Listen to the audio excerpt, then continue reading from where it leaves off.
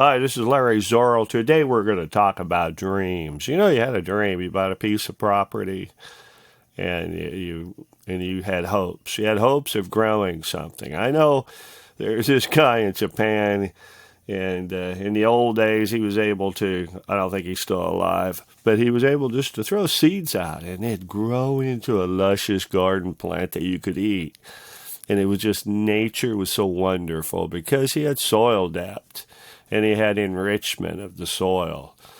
But today in America, it's not always that way due to depletion of soils, due to just the type of land you might have bought. You take a shovel down there and there's rocks. And maybe you try your rotor tiller on it. You buy a $400 rotor tiller, and it just beat the crap out of the blades. You just can't do it. It's just too many rocks. So maybe in 10 years of trying to dig up all the rocks, adding hundreds of dollars of, soil, topsoil, manure, maybe some kind of mulches, wood chips. After hundreds of dollars of putting it into this raised bed system, you might have something. Maybe you could grow some radishes, maybe a couple of sprigs of corn, and maybe a bell pepper or a tomato, and that's about it.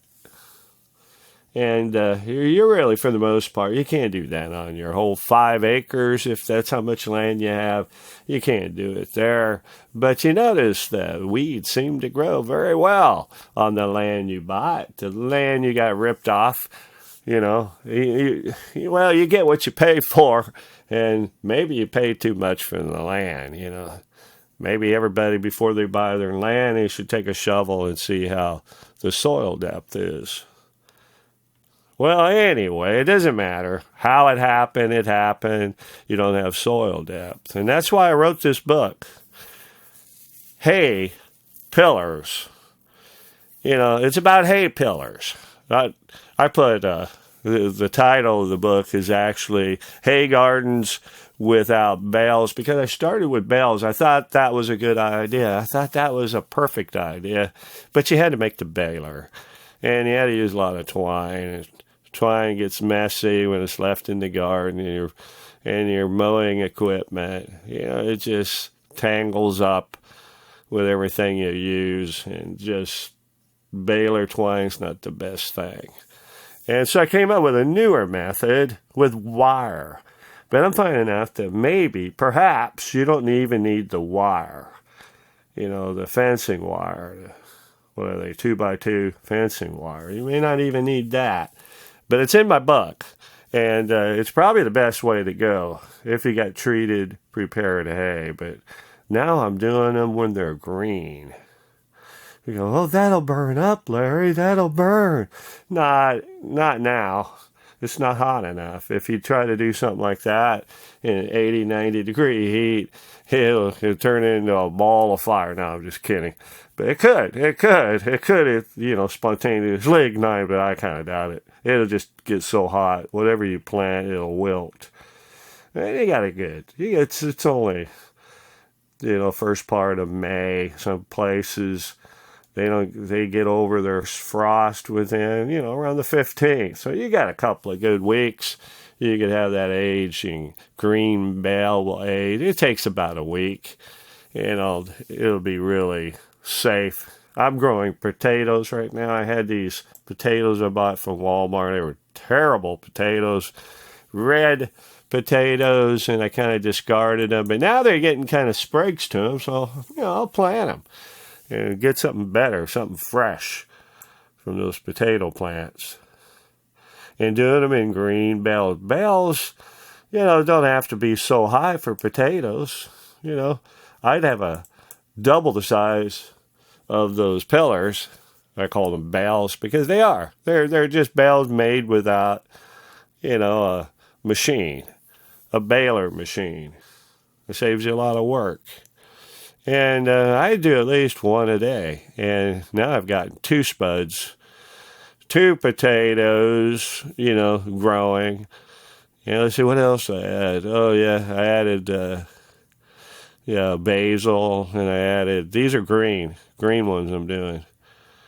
And, yeah, let's see, basil, oh yeah, I have a potting, what is it called, a patio tomato? Yeah, that's what it is. Patio tomato, it don't grow very high. It's a bushy, determinate tomato plant. But you know, the way that I made my system is for poor people. That's right. If you're rich, you can bring in the soil. Like I seen one video the other day, this guy, oh, the process. He dug up all his sprigs. He cut them, well, yeah, he dug them up, actually, the root and all. And then he put this cardboard down. It was expensive. It looked like an expensive roll of cardboard. And he was quite a big one. And then he got this rich soil, and he added that on top of that. And, boy, I wonder how much money that cost. We can't all afford to do that. And then he put his, I think his wood chips in between his pathways. But yet that soil looked rich. That soil looked nice. Now, you know, I spot grow, and it's kind of like doing it in a bucket. I started out trying buckets like for potatoes. You know, did you know that when a potato grows, it kind of grows into the hay? That's right. If you had a bucket, it'd stay there. You know, it doesn't grow into the plastic bucket. It'll stay there. But this thing, the potato spuds were extra big because they were able to expand and grow out of the growing medium into the hay. And you know, you got all that rich hay for next year too. You can add that to your soil, that your bags of soil you buy, those perfect bags, they put mulch, they put peat moss, and you know, it disintegrates. You know, it's not really soil in the sense. They make it.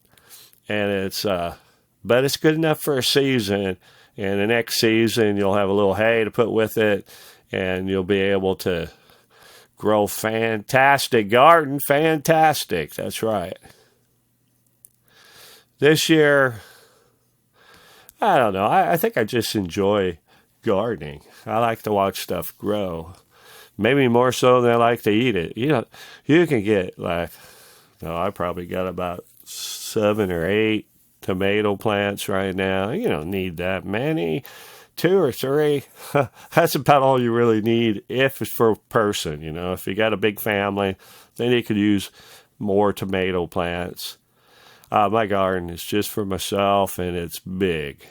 It's big for a person like myself, but I wanted to show everyone. I want to show everyone this is what goes on, you know, when you pillar garden. You make a pillar out of hay. It's kind of like what the Scots did. The Scottish people growing in compost piles. And although I did see one raking it down. Why would you do that? Grow right into it. Put a little soil in there. And, well, if it's hot, you know, the compost pile is hot. And you know how they smoke, they get so hot. Well, it depends on your climate. If it's a cold climate, you might want it a little hot. You know, to keep those plants warm. What better way? And, yeah, I like to garden. I made some juice the other day, and I had different things in it. Oregano was one of the ingredients. Alfalfa was another ingredient. And, echinacea. And, you know, I was surprised. I had tea to it, too, kind of warm. I don't do my juice cold. I do a little warm. And it tasted good. It tasted sweet. I didn't add anything. Well, I did have a carrot. I guess maybe the carrot is the thing that makes it sweet. But just one little carrot, it makes it very palatable. And, of course, I'm still eating spinach. Anybody want spinach? Oh, man. I'm eating the spinach. One little outcrop of spinach is all I need. You just pick the leaves. You don't just harvest the whole thing. What are you, an idiot? Well, that's how you did it. Maybe in California, you just harvest all of it at once. No, farmers, they sell it to market its whole. Maybe that's the way to go. But on a little garden, you pick the leaves. Just like lettuce, you pick the leaves and you stop eating it when it starts getting bad. I don't know about spinach. Let me think. The only thing that can make spinach bad is insects could come. And that's why I have that tulle fabric over my spinach. And yeah, you might need tulle fabric over your lettuce too when you start getting worms. There's a butterfly here in Missouri that'll just lay, eggs, and it'll eat up all your lettuce. I think it's too cold right now, but yeah, I might be thinking about using some tulle fabric on there. Well, I hope you all have a great day. You just give it a shot. You got nothing to lose. You'll find out it's inexpensive to do my system. It's not for those that live in rich, fertile soil. They're so blessed that they can. Just like that Japanese guy. You just throw the seeds out there and they can grow something. It just comes out. It's just the soil so fertile. Now, I tried that. I tried it with some corn. It grew to about a foot high. Regular 4 or 5 foot high corn. This thing grew small. And it had tiny little ears. If you're a tiny little person, you might be appreciative, but I wasn't. What a waste of time. And I kept watering the spot, too. And, I used a post hole digger in my yard, and I just went around. And, I went around and I planted corn, and it just didn't do good because I don't have good, fertile soil. This is Larry Zorro. Take care. God bless. See you. Bye.